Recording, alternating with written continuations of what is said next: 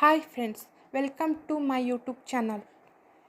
ಈ horror story ನಡೆಯುವುದು 2007ರಲ್ಲಿ. ಒಬ್ಬೊಬ್ಬರಿಗೆ ಒಂದೊಂದು ರೀತಿಯ ಫೋಬಿಯಾಗಳಿರುತ್ತದೆ. ಕೆಲವರಿಗೆ ಹೈಟ್ ಫೋಬಿಯಾ, ಅವರಿಗೆ ಎತ್ತರವೆಂದರೆ ಅತಿಯಾದ ಭಯವಿರುತ್ತದೆ. ಇನ್ನು ಕೆಲವರಿಗೆ ನೀರಿನ ಫೋಬಿಯಾ, ಇವರು ನೀರಿಗೆ ಇಳಿದರೆ ಸಾಕು, ಎಲ್ಲಿ ನಾನು ಮುಳುಗುವೆ ಎಂದು ಭಯಪಡ್ತಾರೆ. ಅದೇ ರೀತಿಯ ಒಂದು ಫೋಬಿಯಾವನ್ನು ವಿಕ್ರಮ್ ಎಂಬಾತ ಹೊಂದಿರುತ್ತಾನೆ. ಅದುವೇ ಡಾರ್ಕ್ನೆಸ್ ಫೋಬಿಯಾ. ಏನಾದರೂ ಕತ್ತಲೆಯ ರೂಮ್ಗೆ ಹೋದರೆ ಸಾಕು, ಅವನ ಹೃದಯ ಬಡಿದು ಕೊಳ್ಳಲು ಶುರುವಾಗುತ್ತದೆ.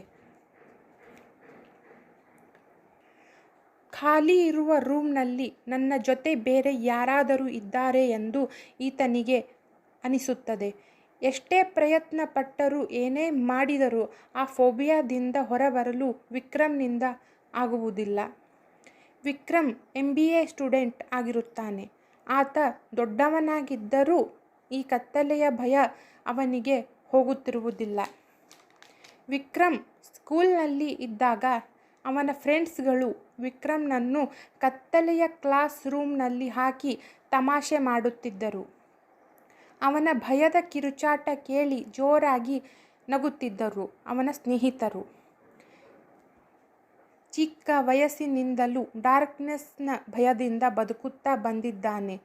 ಈ ಫೋಬಿಯಾವನ್ನು ಹೋಗಿಸಲು ಏನಾದರೂ ಮಾಡಲೇಬೇಕೆಂಬ ವಿಕ್ರಮ್ ಯೋಚನೆ ಮಾಡುವಾಗ ಸಮ್ಮರ್ ಹಾಲಿಡೇಸ್ ಶುರುವಾಗುತ್ತದೆ. ಇದೇ ಸರಿಯಾದ ಸಮಯ. ಹೇಗಾದರೂ ಮಾಡಿ ಭಯವನ್ನು ಹೋಗಿಸಲೇಬೇಕೆಂದು ತನ್ನ ಸ್ನೇಹಿತರ ಜೊತೆ ಮಾತನಾಡುತ್ತಾನೆ.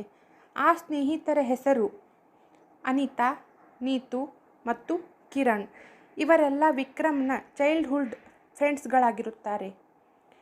ಅವರು ಕೊಡುವ ಸಲಹೆ ಏನೆಂದರೆ, ನಾವೆಲ್ಲ ಹಾಂಟೆಡ್ ಪ್ಲೇಸ್ಗಳನ್ನು ಅಥವಾ ಯಾವುದಾದರೂ ಭಯಾನಕ ಕಾಡನ್ನು ರಾತ್ರಿಯಲ್ಲಿ ಎಕ್ಸ್ಪ್ಲೋರ್ ಮಾಡೋಣ. ಇದರಿಂದ ನಿನ್ನ ಭಯ ದೂರವಾದರೂ ಆಗಬಹುದು ಎಂದು ಹೇಳ್ತಾರೆ. ಆ ಮಾತನ್ನು ಕೇಳಿ ವಿಕ್ರಮನು ಸರಿ ಎಂದೆನಿಸಿ ಯಾವ ಜಾಗಕ್ಕೆ ಹೋಗೋಣವೆಂದು ಎಲ್ಲರೂ ಯೋಚನೆ ಮಾಡ್ತಾರೆ. ಈ ರೀತಿ ಹುಡುಕುವಾಗ ಅವರಿಗೆ ಒಂದು ಕಾಡಿನ ಒಳಗೆ ಚರ್ಚ್ ಇರುವ ವಿಷಯ ಗೊತ್ತಾಗುತ್ತದೆ. ಬುಡಕಟ್ಟು ಜನರನ್ನು ಕ್ರಿಶ್ಚಿಯನ್ನರಾಗಿ ಪರಿವರ್ತಿಸಲು ಈ ಚರ್ಚನ್ನು ಕಟ್ಟಲಾಗಿತ್ತು.